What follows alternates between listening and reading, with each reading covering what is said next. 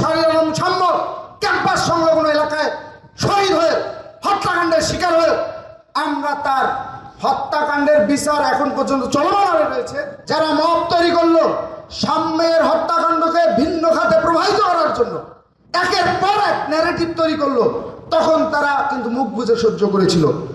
আমি শুধু এটুকুই বলতে চাই, ওসমান হাদিকে নিয়ে ঢাকা বিশ্ববিদ্যালয় ক্যাম্পাসে যেভাবে মব তৈরি করা হয়েছে, ওসমান হাদির হত্যাকাণ্ডের পর যেভাবে ওসমান হাদির লাশকে নিয়ে একটি গুপ্ত বাহিনী, একটি দল যেভাবে একের পর এক সকাল বিকাল রাত ভর মিছিল মিটিং তুলে বিশ্ববিদ্যালয়ের পরিবেশকে নস্যাৎ করেছিল, আমরা তারপরে তাদেরকে স্বাগতম জানিয়েছিলাম এই অর্থে যে একটা হত্যাকাণ্ড হয়েছে, অবশ্যই সেটার বিচার হওয়া উচিত।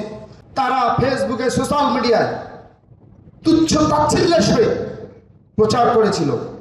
অথচ দেখেন, জুলাই আগস্ট পরবর্তী সময়ে আমরা যে বাংলাদেশ স্বপ্ন দেখেছিলাম, সেই বাংলাদেশে আর একটি হত্যাকাণ্ডের শিকার হয়েছিল। সেটি ছিল প্রকৃত অর্থে ক্যাম্পাস থেকে অনেক দূরে। তার লাশ নিয়ে কিভাবে রাজনীতি করা হয়েছে।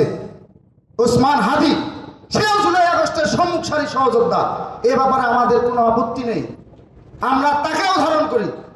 অথচ আজকের এই তার ডিপার্টমেন্টের কম্পার্টমেন্টে দাঁড়িয়ে মোনালিসা হেভি ফ্লো 15 পিস প্যাকেটের সাথে 8 পিসের একটি প্যাকেট একদম ফ্রি। আমার শহীদ শাহরিয়ার আলম শাম্যের একটি প্রতিকৃতি বা স্তম্ভ নির্মাণ করার জন্য আমাদের এই ভিসি, নবনির্বাচিত ভিসির কাছে আমাদের স্মারকলিপি প্রদান করতে হয়, আবেদন করতে হয়।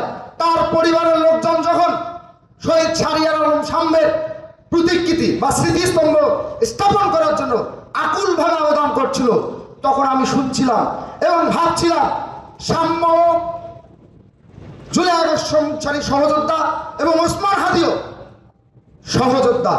তার লাশটি দাফন করা হয়েছে কোথায় আপনারা জানেন? আমাদের জাতীয় কবি কাজী নজরুল ইসলাম মাজার সংলগ্ন বা মাজার এলাকায়। অথচ আমাদের শহীদ শাহরিয়ার আলম শাম্য ক্যাম্পাস সংলগ্ন এলাকায় শহীদ হয়ে হত্যাকাণ্ডের শিকার হয়ে আমরা তার হত্যাকাণ্ডের বিচার এখন পর্যন্ত চলমান রয়েছে। সেটা আইন আদালতের বিষয়। যেহেতু একটি অনেকদিন পর মানুষের প্রত্যক্ষ ভোটের মাধ্যমে নির্বাচিত সরকার প্রতিষ্ঠিত হয়েছে, আমরা এই সরকারের উপর আস্থা রাখতে চাই, বিশ্বাস রাখতে চাই। কিন্তু বিগত একটি অন্তর্বর্তীকালীন সরকার ছিল, যে সরকারটি ছিল আপনার আমার আমাদের সবার মতামতের ভিত্তিতে একটি সরকার। সেই সরকারের নির্বাচিত একটি প্রশাসন ছিল ঢাকা বিশ্ববিদ্যালয়ের মতো জায়গায়।